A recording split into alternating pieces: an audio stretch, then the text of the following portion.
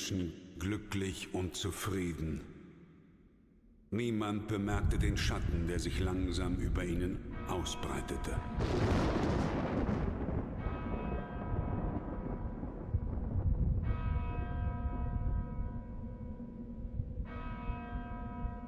Die Dunkelheit trübte ihre Sinne und das Böse fraß sich tief in ihre Seelen. Vom Wahnsinn getrieben schmiedeten sie einen Pakt mit dem Teufel.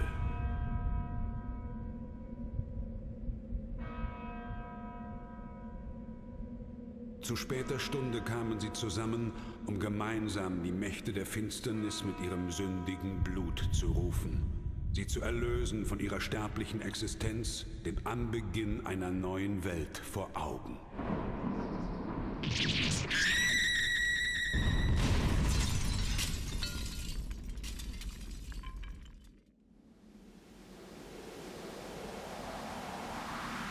Und so begab es sich, dass nach 100 Jahren das Böse wieder Fleisch geworden war.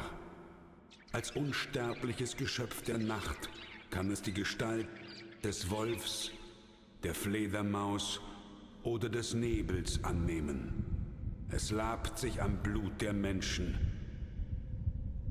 Dracula, der Fürst der Finsternis, Herr des Teufelsschlosses, ist auferstanden. Hey guys, welcome to my show today. Today we're going to play Castlevania Rondo of Blood. This is my favorite Castlevania game.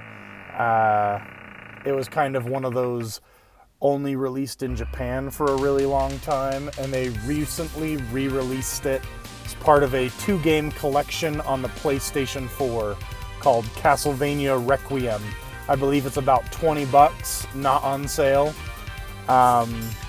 Came with Rondo of Blood and Castlevania Symphony of the Night, which is another incredible Castlevania game.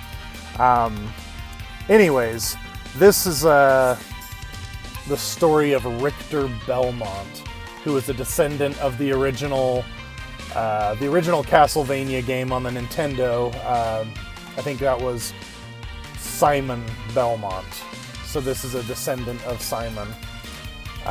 Also, there's a Castlevania show on Netflix who the story revolves around Trevor Belmont from Castlevania 3. And, you know, it's pretty... I think you're like the grandson or great-grandson of Simon Belmont. Anyways, it doesn't really matter. This game kind of does the whole Castlevania, you know, the hunter coming to the castle. The castle, you know, materializes after however many centuries, and Dracula's on his way to being resurrected and everything. So you're on your way to the castle to stop it. And, yeah, it's pretty good.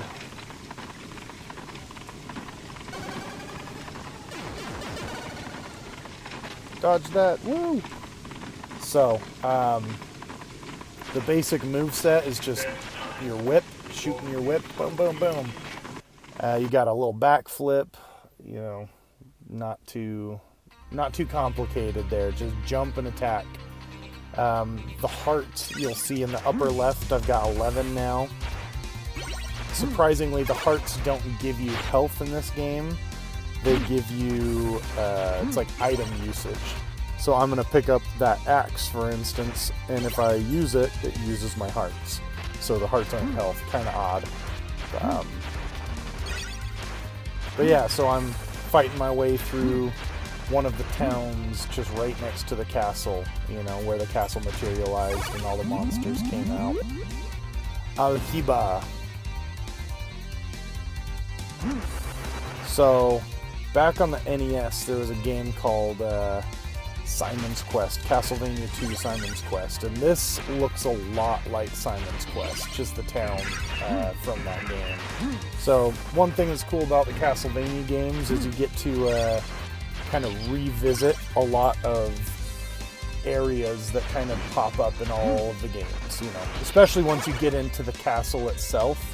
You know, there's always like an entryway full of like zombies and whatever. You go in a little further, you get into the dungeons, you go in a little further. You know, sometimes you're playing the same stage, just redone in another game. And this definitely isn't going to be the last Castlevania game that I'll kind of play through and show off.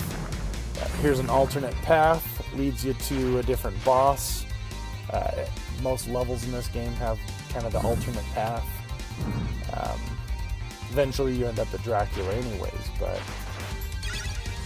but yeah, getting used to hitting with that whip is a little bit difficult if you haven't played many Castlevania games. And another thing, like, let's say you jump, you can't change the direction of your jump in midair. So, yeah. Dude, those guys look awesome.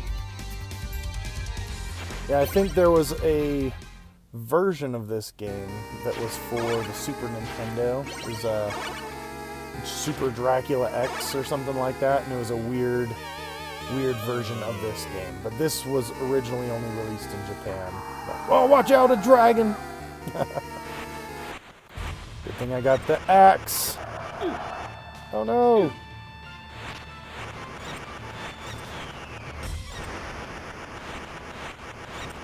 Oh, another thing, see how my hearts are, my little heart meter is green? That means that I have an item craft. There we go. So each item in the game kind of has a special version of the attack. But anyways, this is one of my absolutely just favorite games. And it's very difficult, very hard, so if you attempt to play it, you know, don't be whiny. But yeah, dude, there it is.